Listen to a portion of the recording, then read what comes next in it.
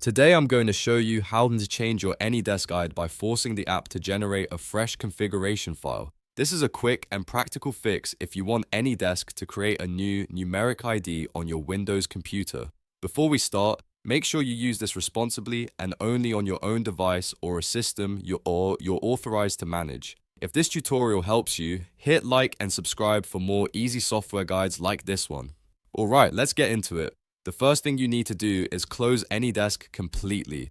This part is important because if AnyDesk is still running in the background, the configuration file may not be released and you may not be able to delete it. To do that, look at the bottom right corner of your screen in the system tray, also called the taskbar notification area. Find the AnyDesk icon, right-click it, and then click Quit. Give it a moment to fully close.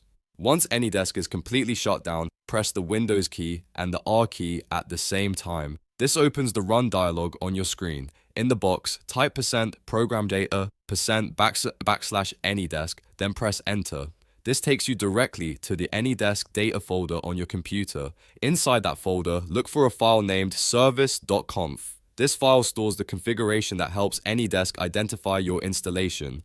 Right-click on service.conf and choose Delete. If Windows asks you to confirm, go ahead and approve the deletion. Now that the old configuration file has been removed, reopen AnyDesk. When the app starts again, it will detect that the configuration file is missing and generate a brand new one automatically. As part of that process, AnyDesk should also create a fresh numeric ID for your installation. After reopening the app, check the AnyDesk window and confirm that the new ID is showing correctly. If it does not update right away, close AnyDesk again and reopen it one more time to let the new configuration fully register. In most cases though, the new ID appears immediately after relaunching, and that's it.